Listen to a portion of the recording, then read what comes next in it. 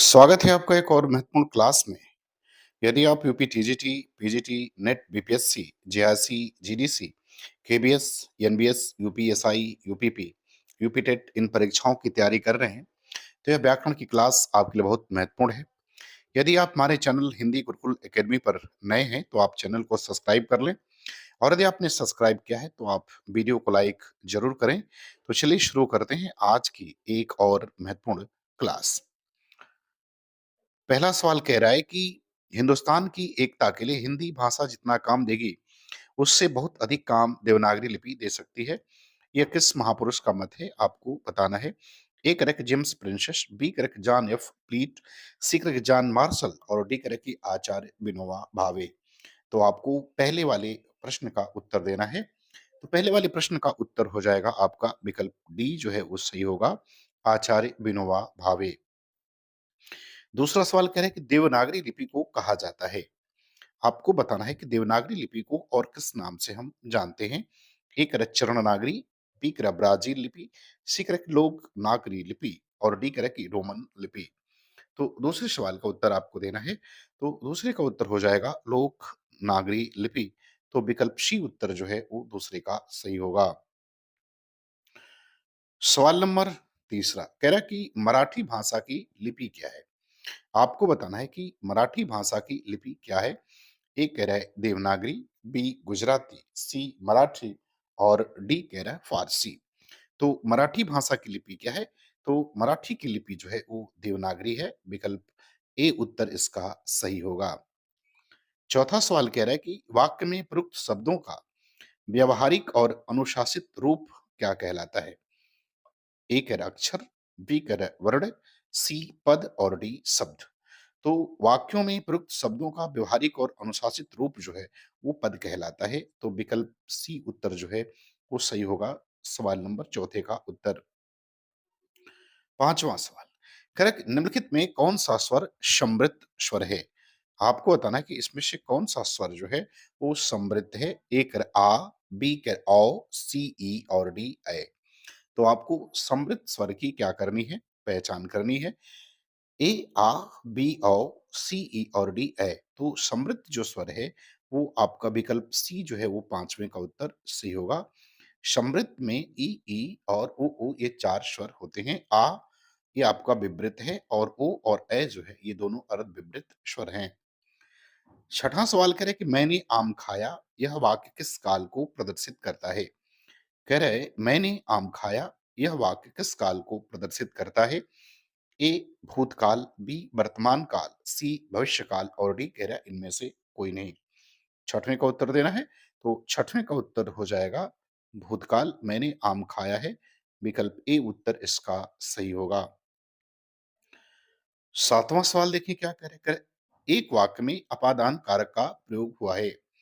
तो आपको नीचे चार विकल्प दिख रहे हैं, इनमें से एक में अपादान कारक का प्रयोग हुआ है, उसे आपको चयन करना है। ए कह रहे शिकारी ने तीर से बाघ मारा, बी कह रहे कि हाथी के द्वारा पेड़ ढहा गया, सी कह रहे कि सत्संग से बुद्धि सुधरती है और डी कह रहे कि लड़का बाजार से लौटा। तो आपको था ना कि किस में जो है वो अपादान कारक का प्रयोग हुआ है। तो अपादान कारक का प्रयोग जो है वो विकल्प डी में जो है वो अपादान कारक का प्रयोग हुआ है। बाकी किसी में अपादान कारक का प्रयोग जो है वो नहीं हुआ है। चले अब देखते हैं सवाल नंबर आठवां। आठवां सवाल कह रहा है कि निम्नलिखित शब्दों में से कौन सा स्त्रीलिंग नहीं है।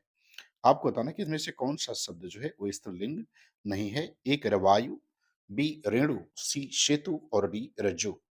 तो आठवें का उत्तर देना है कि कौन सा स्त्रीलिंग नहीं है। तो इसमें सेतु शब्द स्त्रीलिंग नहीं है, बाकी सभी जो है वो स्त्रीलिंग शब्द हैं। 9 नंबर सवाल करें कि निम्नलिखित में कौन सा शब्द स्त्रीलिंग नहीं है। तो इसमें भी आपको स्त्रीलिंग जो नहीं उसकी पहचान करनी है। एक है सुबह, बी दोपहर, सी सांझ और डी दिन। तो इसका उत्तर क्या होगा ये आपको बताना है। तो इनमें जो उत्तर हो जाएगा वो विकल्प डी होगा। दिन जो है वो स्त्रीलिंग शब्द नहीं होता है। तो 9 का विकल्प डी वो जो है वो सही हो जाएगा।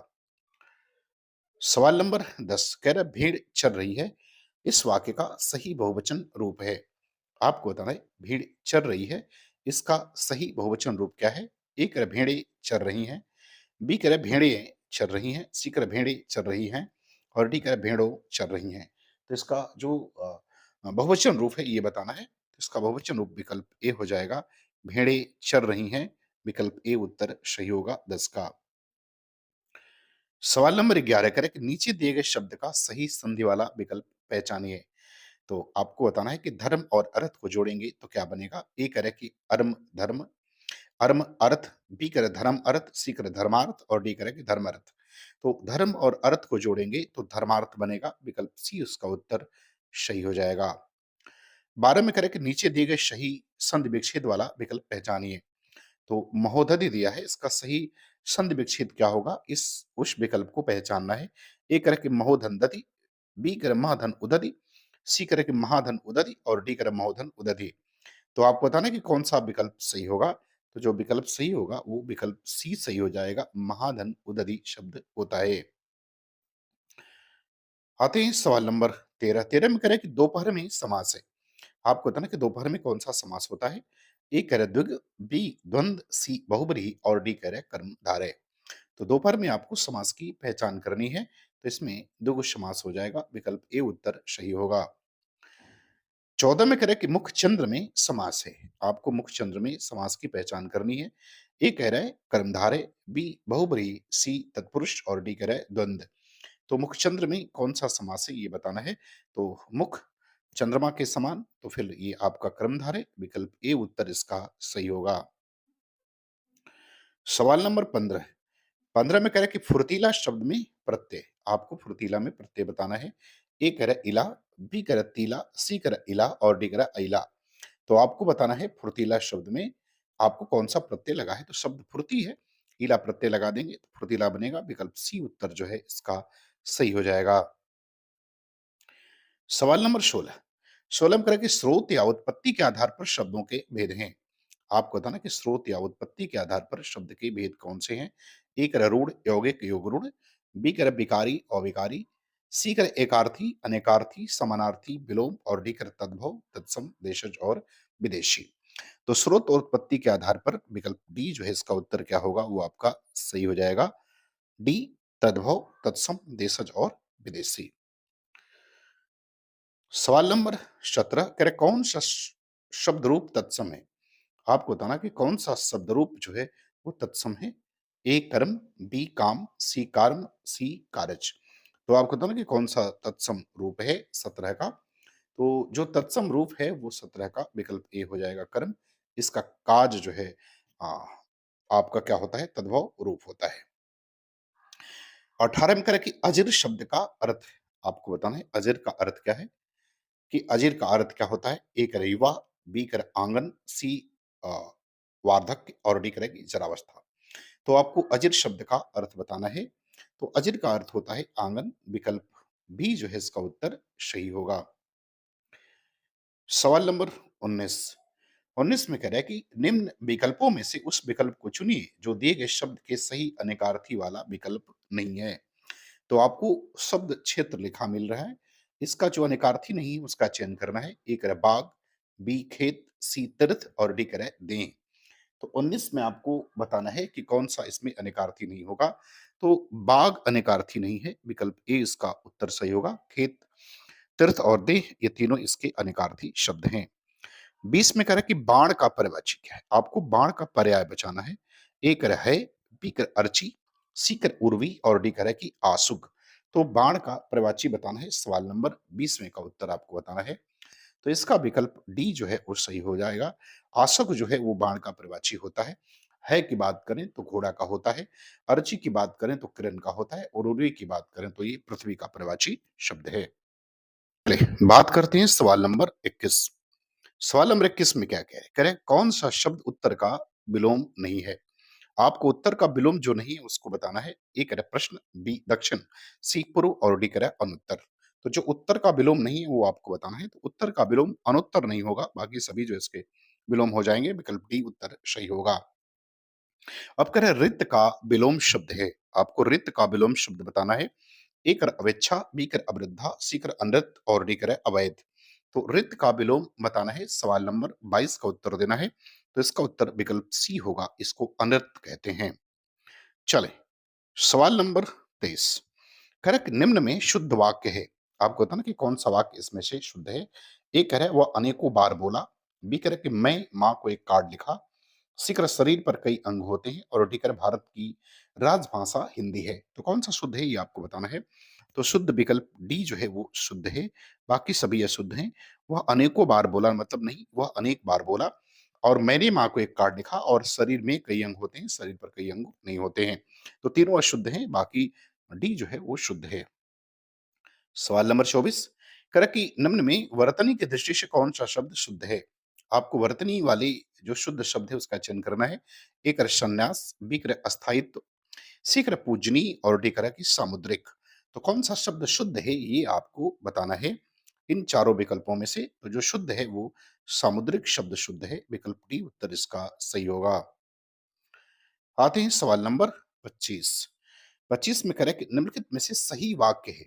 आपको बताना कि इसमें से कौन सा वाक्य सही है। स्वाति, रश्मि और अनामिका जाएंगी। बी कह रहा है कि मेरा बेटा और बेटी बाजार गई है। सी कह रहा है कि दिल्ली में 4 गिरफ्तारी हुई और डी कह रहा है कि मुझे किताब पढ़ना है। आपको बताना है कि इसमें से कौन सा वाक्य जो है वो सही है। तो जो सही वाक्य है वो आपका विकल्प ए जो है वो सही है। बाकी सभी जो है वो सही वाक्य इसमें से नहीं है। आते हैं सवाल नंबर 26। 26 में कह रहा है कि महल का भीतरी भाग एक वाक्यांश के लिए एक शब्द है। इस वाक्यांश के लिए एक शब्द बताना है। महल का भीतरी भाग जो होता है ये एक वाक्यांश है और इसके लिए आपको एक शब्द बताना है। ए कह रहा है अंतःस्थल, बी कह रहा है अंतःवास और ये सी होगा, डी नहीं, ये सी हो जाएगा और ये डी हो जाएगा। और सी कह रहा है कि अंतःनगर और डी कह रहा है कि अंतःपुर। तो आपको पता ना कि महल का भीतरी भाग क्या कहलाएगा, तो उसे अंतःपुर कहते हैं। विकल्प डी जो है इसका उत्तर क्या होगा, वो सही हो जाएगा। ये से डी माना जाए तो ये डी होगा और ये क्या हो जाएगा, ये सी हो जाएगा। ये सी हो गया और ये क्या हो गया, ये आपका डी हो गया। चले अब देखते हैं सवाल नंबर 27। कर अद्वितीय का अर्थ क्या है? आपको पता ना कि अद्वितीय का अर्थ क्या है? ए करे दूसरा, बी करे सर्वशक्तिमान, सी करे कि जिसके द्वारा जिसके समान कोई दूसरा ना हो और डी करे कि जिनके समान कोई दूसरा हो। आपको पता ना कि अद्वितीय का अर्थ क्या होता है? तो अद्वितीय का अर्थ होता है कि जिसके समान कोई दूसरा ना हो। विकल्प सी इसका उत्तर जो है वो सही हो जाएगा। अब आते हैं सवाल नंबर 28। कर अजेय का अर्थ क्या है? आपको अजेय का अर्थ बताना है सवाल नंबर 28 में। ए करके जिसे जाना जा सके, बी करे जिसे जाना न जा सके, सी करे कि जिसे जीता न जा सके और डी करे जिसे जीता जा सके। तो 28 का उत्तर आपको देना है कि 28 का उत्तर क्या होगा? तो इसका उत्तर विकल्प सी हो जाएगा, जिसे जीता न जा सके उसे हम अजेय कहते हैं। अब आते हैं सवाल नंबर 29। कह रहा है छाती के बल चलने वाले के लिए एक शब्द क्या होगा? छाती के बल चलने वाले के लिए एक शब्द आपको बताना है। ए कर उरग, बी कर भुजंग, सी कर कुरंग और डी कर तुरंग। तो छाती के बल चलने वाला उसके लिए एक शब्द में हम क्या प्रयोग कर सकते हैं, तो उसे उरग कहा जाता है। विकल्प ए उत्तर इसका सही होगा। बात करते हैं सवाल नंबर 30। करे तन पर नहीं लत्ता, पान खाए अलबत्ता, इस लोकोक्ति का सही अर्थ है। ए करे झूठा दिखावा करना, बी करे शौकीन व्यक्ति, सी करे अभावग्रस्त जीवन और डी करे कथनी करने में अंतर। तो आपको बताना है कि इसका सही उत्तर क्या होगा? तो इसका सही उत्तर हो जाएगा पहला, अर्थात विकल्प ए जो है इसका सही होता झूठा दिखावा करना हो जाएगा। तो मुझे उम्मीद है कि ये वीडियो आपको पसंद आएगी, आपको अच्छा लगे। तो आप चैनल को सब्सक्राइब करें। पूरा वीडियो देखने के लिए बहुत-बहुत धन्यवाद।